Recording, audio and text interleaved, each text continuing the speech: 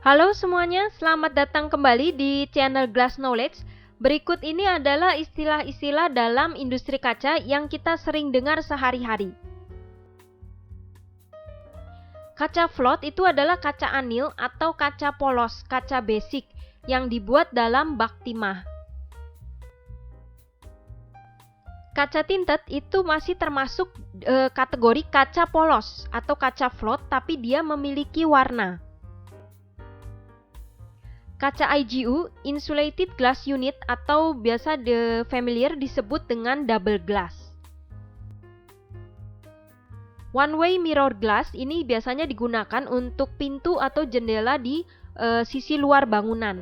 Jadi kalau kita di dalam ruangan, kita bisa melihat tembus pandang keluar, tapi orang yang ada di luar dia tidak bisa melihat ke dalam. Kaca HS itu adalah kaca heat strength. Di sini kita menyebutnya kaca setengah matang. Dia kaca yang sudah dipanaskan hingga 700 derajat Celcius lalu didinginkan secara perlahan, sehingga dia 2 kali lebih kuat daripada kaca polos atau kaca anil. Kaca tempered dia dipanaskan juga hingga 700 derajat Celcius tapi didinginkan dengan cepat, sehingga kekuatannya ini dia lebih kuat daripada kaca anil, kaca polos, atau kaca heat strength yang tadi. Bedanya kaca heat strength dengan kaca tempered, yang satu didinginkan secara perlahan, sedangkan yang satu lagi yang kaca tempered dia didinginkan secara cepat. Keduanya sama-sama lebih kuat daripada kaca polos. Kalau kaca heat strength dia less distortion, tidak begitu distorsi. Sedangkan kaca tempered dia lebih distorsi. Untuk pecahannya, kalau kaca heat strength ukurannya besar-besar dan dia bermula dari tengah kemudian merembet ke sisi luar. Kalau yang kaca tempered dia pecahannya ukurannya kecil-kecil. Kaca low E. Low E itu low emissivity. Dia merupakan kaca coating, kaca yang sudah dilapisi dengan lapisan yang dapat menahan radiasi matahari. Nah, biasanya yang bagus itu lapisan logam, silver, perak, atau argentum. Proses coating pada kaca ada dua, online coating dan offline coating. Kalau yang online coating dia dilakukan setelah proses floating pada pembuatan kaca lembaran, yaitu dengan menyemprotkan cairan kimia khusus pada permukaan kaca yang waktu itu masih panas. Nanti cairan kimia itu dia akan membentuk lapisan yang memiliki kemampuan low emissivity. Kalau offline coating, dia penambahan lapisan pada kaca polosnya itu dilakukan setelah kaca lembaran selesai dibuat dan dipotong. Dia menggunakan mesin vakum magnetic sputtering di dalam ruangan yang kedap udara dan bertemperatur rendah. Bedanya online coating dan offline coating. Online coating dikerjakan ketika kaca lembaran masih dalam proses pembuatan dalam kondisi panas. Nah, lapisan coatingnya dia lebih menyatu dengan kacanya itu, sehingga lapisan coatingnya ini dia lebih bertahan lama. Tapi untuk online coating, ton warnanya terbatas. Sedangkan yang pada offline coating, lapisannya itu dikerjakan setelah kaca lembaran selesai dibuat dan setelah dipotong. Dia kurang bertahan lama bila dibandingkan dengan yang online coating. Tapi pada offline coating, ton warnanya lebih bervariasi. Argon itu adalah gas argon. Dia kegunaannya dipakai untuk mengisi rongga di antara kaca IGU, dua buah kaca IGU. Molekulnya dia lebih padat daripada udara lepas, sehingga lebih dapat menahan panas maupun suara. PVB itu adalah polyvinyl butyral, lapisan interlayer yang dipakai untuk menyatukan dua kaca dalam proses laminated. Nah, PVB itu ada yang transparan, tapi ada juga yang warna.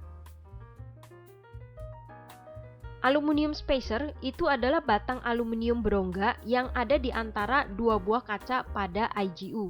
Rongganya ini nanti diisi dengan desikan. Desikan itu adalah seperti ini. Dia adalah bahan yang berfungsi menyerap kelembapan. Palet ini adalah wadah untuk meletakkan kaca. Dia ada yang terbuat dari besi, juga ada yang terbuat dari kayu. Curtain wall itu adalah selubung bangunan atau fasad eksterior, biasanya mengacu pada bangunan tingkat tinggi.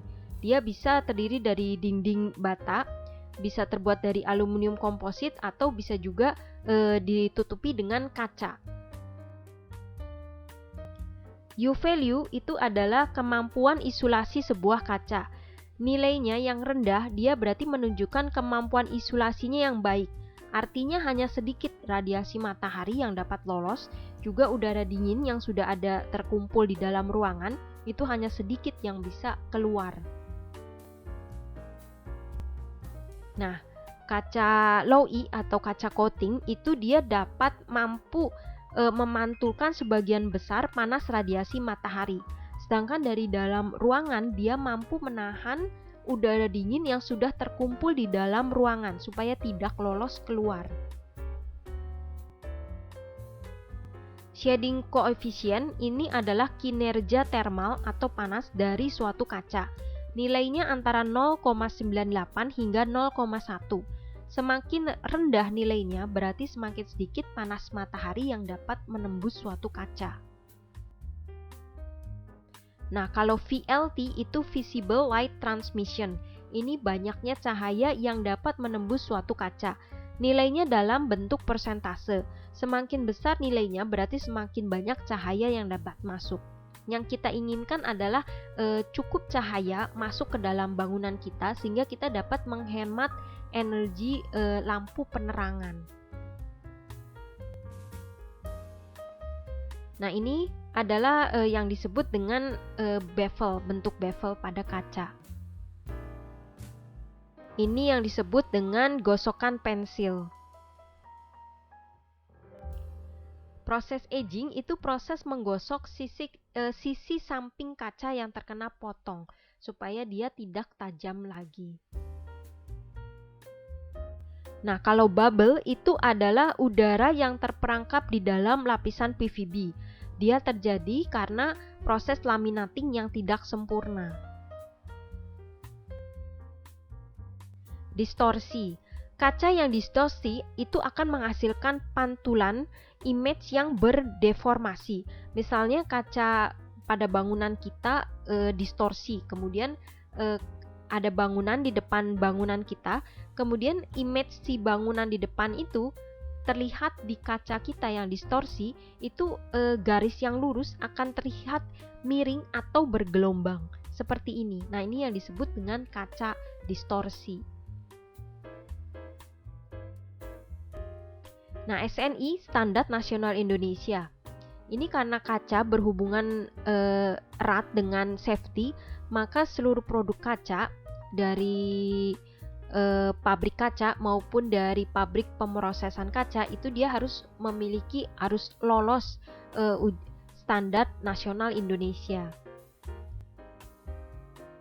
Nah, namun untuk bangunan tingkat tinggi kadang mereka memanggil konsultan fasad yang sudah punya nama gitu. Itu biasanya mereka minta supaya kaca-kacanya itu memenuhi American Standard for Testing Material atau ASTM. Nah, kalau kaca mau diekspor itu tentunya harus memenuhi standar di negara tujuan ekspor, misalnya Australia, New Zealand Standard.